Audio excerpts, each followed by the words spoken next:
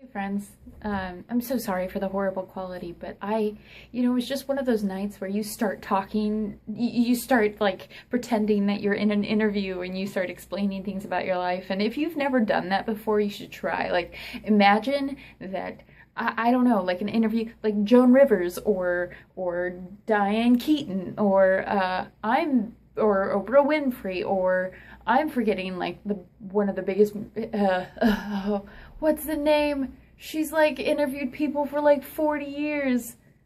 She has a top 10 list of most interesting people. I'll think of her later. But imagine like she's interviewing you from across the room, and I just love those conversations with myself. With myself, yeah. if everybody didn't think I was crazy enough. But I really got to thinking about, there's this one thing that I started talking about my childhood, and there's one thing that my dad would always say to me, and it's terrifying and just so incredibly true that it almost brings you to tears. But one thing that my dad would always say, and it was nights where like I was scared because the boogeyman was going to come and get me, or I was afraid that there were monsters underneath my bed. Dad would always come in and he would always check underneath the bed, and he would look inside the closet, and he'd still check those, but then afterwards he'd look at me and he'd say, I didn't find anything, but just so you know, you'll never find anything in here. The boogeyman and monsters do not live inside this house. They live outside this house. And I was really young the first time that he told me that. I mean, I can't even remember how young, but I knew what he was saying. I knew that he was telling me that there were so many horrible people in the world, that for various reasons, and like people who would hurt you for no reason at all. Just absolutely no reason. So the boogeyman lives outside your house, and they won't care that you're a little kid, or they won't care that you misunderstand, and they won't care that you have a loving family. They won't care. And so and it was weird because I knew all of this, but of course I didn't go into much thought about it, because that would have been too deep and whatever, and that's not where my brain was at that point. But it's just crazy, like, having moments like that. And I think that that's a big reason why, like, it sounds so strange to say, but I think that that's a big reason why my wonderment has been able to stick with me through childhood. It's like my parents, they would never sugarcoat anything. They would never sugarcoat anything, and I loved them for it. And they taught me how to be an adult when I was younger, and how to think of the world while I was still growing and understanding the world. They would teach me about Socrates and teach me about Plato, and talk about politics and talk about, like religions and what they thought and everything, and they would always involve me. So I was constantly absorbing things about the world and growing my understanding, but my parents never sugarcoated anything, even sex. I can remember like the first time, God, my mother's gonna love this. The first time I think I asked, I was really young, like 4 or 5, and I was like, well, what is sex? And it was just one of those really, looking back, my mother she was never taken aback by it at all, especially given my young age. If anything, maybe that's where she should have been surprised, but she just started to explain exactly what it was, and she used all the proper terms, and and then I followed up with this question, well, like, does it hurt? Like, that feels good, really? Just being so incredibly confused by it. And she explains, and just never being talked down to. It was amazing, and I think that that's why. And maybe part of the reason why this is resonating so much before bed is because I'm wearing this shirt, and I don't know why, but I'm always very sheepish about wearing this shirt, because I myself am not very good at not complaining sometimes, and that's definitely something that I need to get better at.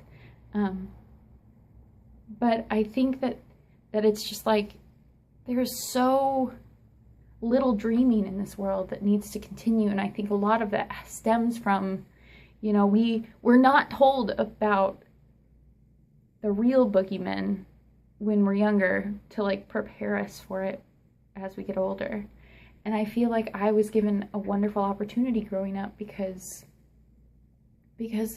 I mean, yeah, I was bullied at school, and so I learned a little bit more that anybody who's bullied, you understand very, very, very early on about the boogeyman.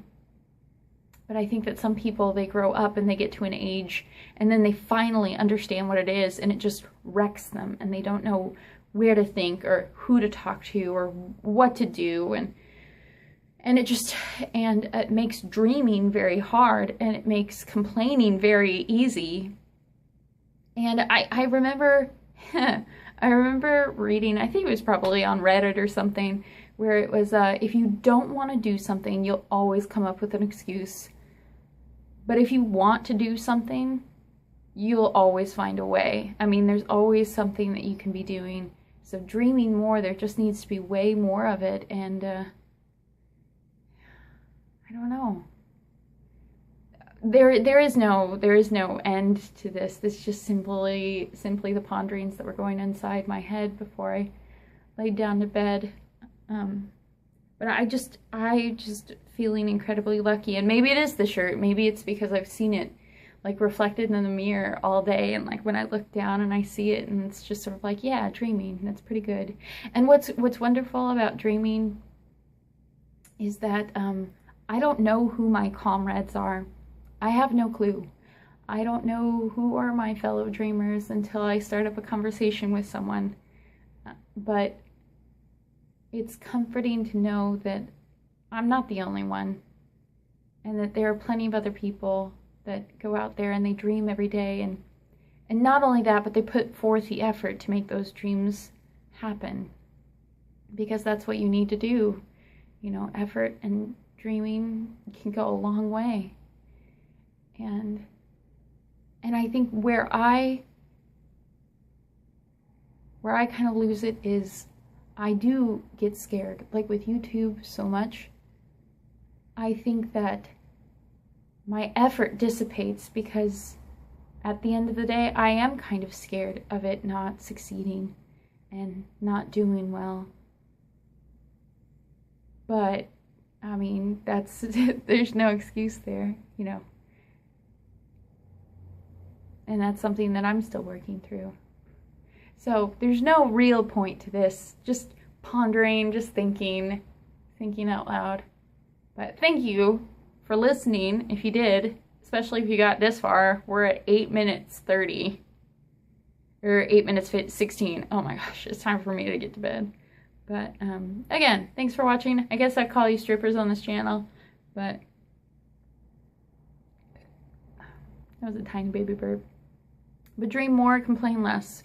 Remember that the boogeyman, actually, he'll never be underneath your bed or in your closet. The boogeyman will be out there somewhere, and it's kind of like the Boy Scouts, like hope for the best, prepare for the worst, but not in a pessimistic sort of bad kind of way. Prepare for it in a way that's going to make you a stronger person, so that when you get those trials that come along, they won't crush your dreams and they won't destroy your hopes, and they just won't seem like big deals at all. Alright, gonna head to bed. Thanks. Good night.